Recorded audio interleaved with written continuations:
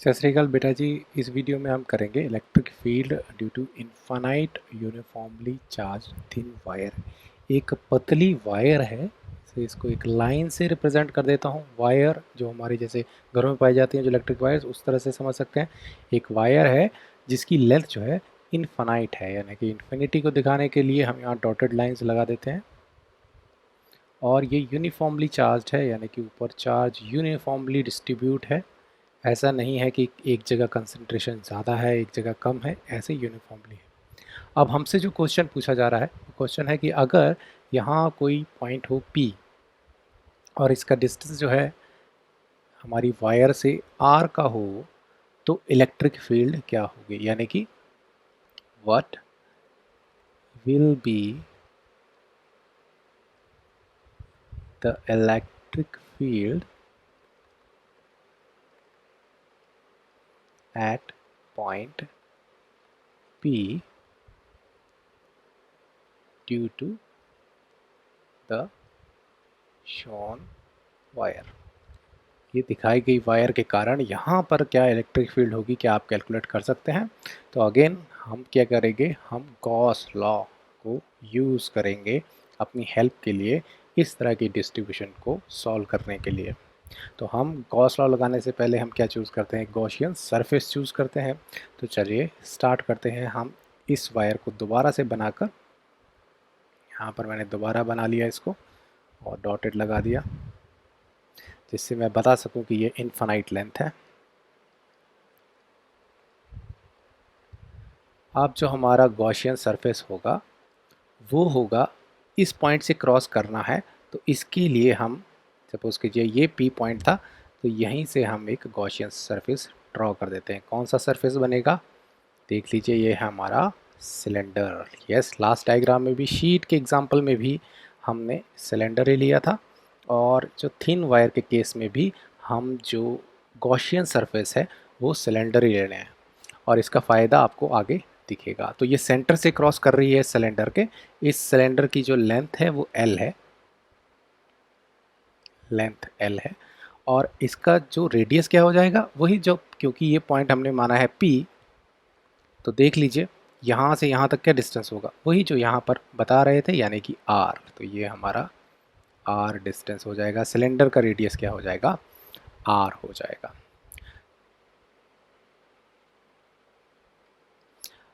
अब यहाँ पर क्लियरली हमें, अगर ये टोटल सरफेस देखा जाए तो इसमें 3 सरफेस इन्वॉल्व हैं। पहला ये मार्क किया, ये वाला जो एरिया होगा, सेकंड ये होगा, थर्ड होगा लेटरल सरफेस, ये वाला। तो हमें अगर फ्लक्स निकालनी है तो सबसे पहले सरफेस एरिया पता होना चाहिए, टोटल कितना सरफेस एरिया है, तो वो हम कैलकुलेट कर सकते हैं। और अगर हम तीनों सरफेस पे फ्लक्स निकाल पाते हैं तो हम कैलकुलेट करके टोटल फ्लक्स को निकाल सकते हैं, ड्राइव कर सकते हैं। सबसे पहले लगाते हैं, जिस तरह से हर डेरिवेशन में कर रहे हैं, सबसे पहले गॉस लॉ क्या कहता है, गॉस लॉ के हिसाब से क्या होगा वो स्टार्ट करते हैं। तो यहाँ लिख सकते हैं, according to Gauss law, flux जो होती है वो जितना चार्ज अंदर हो डिवाइडेड बाय एप्सिलॉन नॉट के इक्वल होती है। अब देखिए यहाँ पर ये जो हमारा गॉसियन सरफेस है, इसके अंदर कितना चार्ज है, यानी कि ये जो लेंथ L होगी, इतनी ही लेंथ होगी सिलेंडर की, इसके अंदर आपको कितना चार्ज दिख रहा है, इसको कैसे काउंट करें। अब क्योंकि ये हमारी वायर थिन है और इनफिनिट है, इनफाइनाइट डिस्टेंस तक गई है, चार्ज बताना मुश्किल होता है। तो हम क्या करते हैं यहाँ पर हम यूज़ करते हैं चार्ज डेंसिटी का। शीट के केस में भी हमने यही कॉन्सेप्ट यूज़ किया था, पर यहाँ क्योंकि लेंथ ही इन्वॉल्व, एक वायर ही है, तो हम यहाँ पर एक नया साइन सिग्मा की जगह लैम्डा यूज़ कर रहे हैं, जिसके यूनिट होंगे कूलम पर मीटर। यानी कि अगर लैम्डा की वैल्यू 5 होती है तो हम कह सकते हैं हर मीटर पे 5 कूलम है। और चार्ज कैसे मिलेगा, अगर आपको चार्ज ढूंढना है, आप लेंथ बताएं और उसके साथ मल्टीप्लाई कर दें। तो ये याद रखें, अगर हमें चार्ज पूछेगा, क्योंकि गॉस लॉ में तो चार्ज ही डालते हैं, तो हम इस तरह से एक्सप्रेशन बना सकते हैं, यानी कि चार्ज डेंसिटी को मल्टीप्लाई कर दीजिए लेंथ से, तो आपको मिल जाएगा उस लेंथ में कितना चार्ज है। अब देखिए यहाँ पर क्यू एन की जगह हम ये लिख सकते हैं, लैम्डा एल, जो एल कौन सा है, ये लेंथ, क्योंकि हमारा एनक्लोज सरफेस कितनी लेंथ का है, एल का ही होगा, सिलेंडर की लेंथ एल ही है, तो हम यहाँ पर ये कह सकते हैं and let it be our first equation. ये हमारा टोटल फ्लक्स हो गया गॉस लॉ के अकॉर्डिंग। बट हम अब इलेक्ट्रिक फ्लक्स का फॉर्मूला लगाएंगे तीनों सरफेसेस पे जो अलग अलग बांट के हमने देखे। पहले let's talk about this surface. For surface 1, सिर्फ हम सरफेस 1 की बात कर रहे हैं। मैं यहाँ पर थोड़ा सा रफ सा कैलकुलेट कर देता हूँ, ड्रॉ कर देता हूँ, जिससे समझने में आसानी हो और क्लियर डायग्राम आ जाए। ये चार्ज है, मैं बात कर रहा हूँ सिर्फ ये वाले सरफेस की, थोड़ा सा बड़ा बना लिया, ठीक है। इस सरफेस की बात हो रही है, अब रेस्ट ऑफ द डायग्राम बनाने की ज़रूरत नहीं, बस बता रहा हूँ। अब देखिए यहाँ पर अगर मैं एक छोटा पार्ट ds लेता हूँ या dA लेता हूँ, तो उससे 90 डिग्री एंगल बनेगा इस तरफ, इसको मैं बोल सकता हूँ dA वेक्टर। इलेक्ट्रिक फील्ड किस तरफ जाएगी, इस तरफ जाएगी, वायर की दिशा में, कि वायर के परपेंडिकुलर, यस। तो इस जगह भी अगर हम देखें तो हम कह सकते हैं जो हमारी ई की डायरेक्शन होगी वो इस तरफ होगी, यानी कि दोनों के बीच में जो थीटा एंगल होगा वो कितना होगा, 90 डिग्री का होगा। तो आपकी जो भी कैलकुलेशन, अगर आप यहाँ पर डी फाई कैलकुलेट करना चाहते हैं तो डी फाई कितना निकलेगा, वो होता है dot product e and d a का, यानी कि e simple multiplication d a simple multiplication by cos theta. यहाँ क्या हो जाएगा, e a d a into zero. ये मैंने क्यों बोला, क्योंकि थीटा जो है वो 90 डिग्री है, इसलिए कॉस 90 ज़ीरो होता है, इसलिए ये कॉस 90 यहाँ डालेंगे तो ये ज़ीरो हो जाएगा। तो हमें डी फाई की वैल्यू क्या मिल रही है, ज़ीरो। अगर इसे ज़ीरो को इकट्ठा भी करेंगे तो रहेगा तो ज़ीरो ही, यानी कि पूरे एरिया का जो फ्लक्स कॉस कर रहा है वो ज़ीरो है। ये हम सरफेस 1 की बात कर रहे थे, तो हम लिख सकते हैं flux through surface 1 will be equal to zero. ये हमारी हो गई equation 2।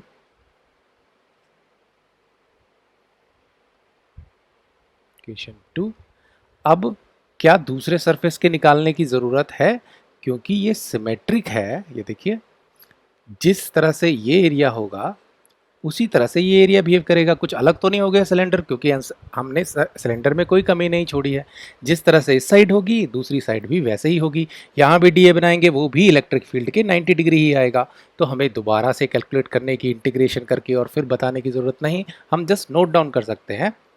For surface 2 flux will be equal to as for surface 1, that is कितनी है, ज़ीरो। तो हमारा जो फाई 2 हुआ वो भी ज़ीरो हो गया। अब हमारा लास्ट सरफेस रह गया है जो होता है लेटरल सरफेस, ये वाला सरफेस, ये जो कर्व्ड सरफेस होता है, इसको कैलकुलेट करते हैं। तो इसके लिए डायग्राम बना लेते हैं।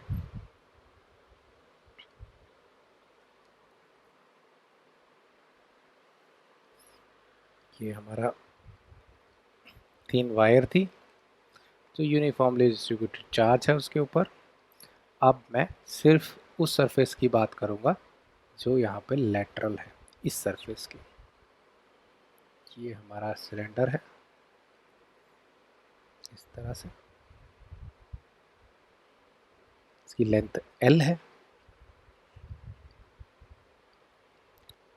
देखिए अब हमने यहाँ पर ds बना लिया, ये छोटा सा एरिया लिया और एक dA बना लिया। ये dA एरिया है तो इसका perpendicular normal to the surface बनता है dA, ये बन गया dA। What about electric field, electric field इसी डायरेक्शन में होगी, तो हम बना सकते हैं यहाँ पर इलेक्ट्रिक फील्ड को भी इस डायरेक्शन में ऐसे दिखा सकते हैं। ये हमारी हो गई इलेक्ट्रिक फील्ड। तो चलिए निकालते हैं छोटा सा फ्लक्स, डिफरेंशियल फ्लक्स कितना होगा। अब हम क्या कर रहे हैं, हम कैलकुलेट कर रहे हैं फॉर सरफेस 3। डायग्राम अलग बना लिया जिससे बाकी चीज़ों में कन्फ्यूज़न ना हो। अब यहाँ पर क्या होगा, स्मॉल डी फाई जो होगा वो ई वेक्टर और डी ए वेक्टर का डॉट प्रोडक्ट निकलेगा।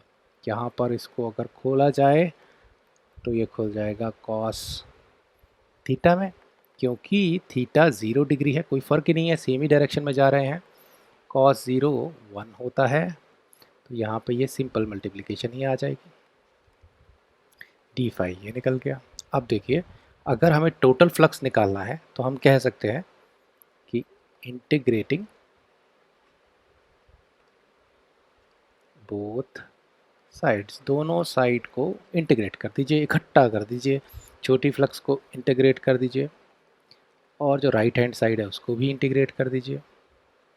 अब यहाँ पर देखिए, अगर मैंने डी ए यहाँ नहीं लिया होता, उसकी बजाय यहाँ नीचे ले लिया होता डी ए, एग्जाम्पल के बारे में बोल रहा हूँ, लिखने की ज़रूरत नहीं है, समझने की ज़रूरत है, तो क्या इलेक्ट्रिक फील्ड डिफरेंट हो जाती, क्या चार्ज इसके इंक्लोज जो है वो डिफरेंट हो गया, क्या जो डिस्टेंस था इस वायर से वो चेंज हो गया, वो तो आर ही रहना है, क्योंकि ये सिलेंडर है और ये सेंटर से गुजर रही है, तो ये हमेशा आर डिस्टेंस भी रहेगा।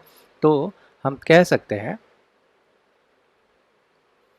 यहाँ पर हम कह सकते हैं इंटीग्रेशन से बाहर ले लिया डी ए को, ये तो इंटीग्रेट होकर क्या बन जाएगा, टोटल फ्लक्स। छोटा फ्लक्स को इंटीग्रेट इकट्ठा कर दिया तो टोटल फ्लक्स निकल गया, जो उस पूरे साइड के सरफेस से निकल रहा है। अब इसको कैसे कैलकुलेट करें, इसको हम लिख सकते हैं E इंटू 2πRL। कैसे आ गया, क्योंकि अगर हम इस सरफेस को, ये जो पूरा लेटरल सरफेस है, इसको छोटे छोटे डी में बांट दें और फिर इकट्ठा करें, तो वो कौन सा एरिया आ जाएगा, जो उसका लेटरल सरफेस एरिया होगा, जिसे बोलते हैं, यानी कि हम कह सकते हैं, हम ये क्यों कर रहे हैं, क्योंकि इंटीग्रेशन डी ए किसके बराबर हो जाएगा, lateral surface area of cylinder. यानी कि अगर सिलेंडर का साइड जो होता है, साइड का एरिया निकालना हो तो हम फॉर्मूला यूज़ करते हैं 2πRL। L क्या है, लेंथ ऑफ सिलेंडर है, R क्या है, उस सिलेंडर का रेडियस है, और 2π से मल्टीप्लाई हो रहा है, 2πRL। ये फॉर्मूला होता है किसी भी सिलेंडर का, अगर ये साइड का एरिया निकालना है सिर्फ, तो 2πRL यूज़ करते हैं। तो यहाँ पर ये डी ए का मतलब यही हुआ, इसी तरह का सरफेस छोटा छोटा काट दिया और फिर इकट्ठा किया, तो वो टोटल सरफेस एरिया मिल जाएगा इस हमारे सिलेंडर का। तो यहाँ पर हमारा जो टोटल फ्लक्स आया वो आ गया E इंटू 2πRL। तो हम इसको लिख सकते हैं, इक्वेशन कौन सी चल रही है अभी, इक्वेशन 2, ये हो गई थी इक्वेशन 3, तो इसको बोल सकते हैं इक्वेशन 4। अब देखिए, अब हम कह सकते हैं total flux through Gaussian surface, जो एक सिलेंडर ही तो है, Gaussian surface will be equal to flux through surface area 1 plus flux through surface area 2 plus flux through surface area 3। अब वैल्यूज पुट कर दीजिए, ऊपर इक्वेशंस बनाई हैं। फर्स्ट और सेकंड सरफेस में तो कोई भी फ्लक्स नहीं आई थी, इन दोनों सरफेस से हमें कुछ भी नहीं मिला था, ना इससे ना इससे, क्योंकि 90 डिग्री पे आ गया था ई और ए। सिर्फ थर्ड सरफेस से ही कुछ वैल्यू मिल रही है, तो वो वैल्यूज़ लिख लीजिए, यानी कि 0 + 0, ना पहले सरफेस से ना सेकंड सरफेस से कोई फ्लक्स आई, और जो थर्ड आया है हमारा वो आया है, यहाँ पर लिखा है E इंटू 2πRL। ये हमारे हिसाब से, जो हमने इलेक्ट्रिक फ्लक्स का फॉर्मूला निकाला, उसके हिसाब से हमारा जो फ्लक्स आ रहा है, टोटल फ्लक्स आ रहा है, वो निकल रहा है E इंटू 2πRL। ये तो 0 है, इसकी कोई ज़रूरत नहीं। ये हमारी इक्वेशन हो गई इक्वेशन नंबर 5। हमारा जो गॉस लॉ था वो हमने पहले से ही कैलकुलेट किया था, और वहाँ पे हमने निकाल दिया था ये λL/ε फ्लक्स होगी, तो गॉस और अपने जो रिजल्ट निकाला उसको कंपेयर कर लेते हैं। तो यहाँ लिख देंगे कंपेयरिंग इक्वेशन 1 एंड 5, दोनों को कंपेयर किया जाए तो हम कह सकते हैं जो हमारा सोल्यूशन है E इंटू 2πRL हो जाएगा equal lambda L divided by epsilon not. यहाँ पर क्या चीज़ कट सकती है? एक ही चीज़ कट सकती है, L को कैंसिल आउट कर सकते हो दोनों साइड। अब E तो हमें चाहिए, तो हम निकाल लेते हैं E इक्वल टू 2πR, जो होगा वो नीचे चले जाएगा, तो lambda divided by 2πR epsilon not. ये हमारा सोल्यूशन है, यानी कि जो पॉइंट आपने P बताया था एट अ डिस्टेंस R, वहाँ पर इलेक्ट्रिक फील्ड क्या होगी उसका हमें एक्सप्रेशन मिल गया। यहाँ पर इलेक्ट्रिक फील्ड जो होगी वो होगी lambda divided by 2πR epsilon not. ये हमारा इलेक्ट्रिक फील्ड जो आपने क्वेश्चन स्टार्टिंग में किया उसका आंसर हमने निकाला। कैसे लिया? हमने गॉस लॉ की हेल्प की। गॉस लॉ के हिसाब से देख लिया, चार्ज डेंसिटी की यूज़ किया, यहाँ पर मीटर में थी, यहाँ पर लैम्डा में थी, लैम्डा उसको एक नोटेशन दिया, उस हिसाब से गॉस क्या कहता है वो देख लिया। फिर हमारे गॉसियन सरफेस को 3 भाग में बांटा, हर सरफेस पे इलेक्ट्रिक फ्लक्स का फॉर्मूला निकाला, उसी तरह से छोटा पार्ट लिया और इंटीग्रेट करना शुरू किया। देखा इन दो सरफेस में तो 90 डिग्री है E और A, तो फ्लक्स होगी ही नहीं। रह गया तीसरा सरफेस, यहाँ पर एक नई चीज़ आई, लेटरल सरफेस का फॉर्मूला पता होना चाहिए 2πRL। ये थोड़ा सा याद करना पड़ा कि 2πRL जो होता है वो होता है lateral surface area of a cylinder, तो वो निकला। और उस हिसाब से फिर हमने जो टोटल फ्लक्स निकाला तीनों सरफेस एरिया के थ्रू, वो हमारी इक्वेशन बन गई। और फिर हमने कंपेयर किया इसको जो पहली इक्वेशन थी जो गॉस ने बताई उससे, और वहाँ से हमने ये फार्मूला ड्राइव कर दिया। Thank you.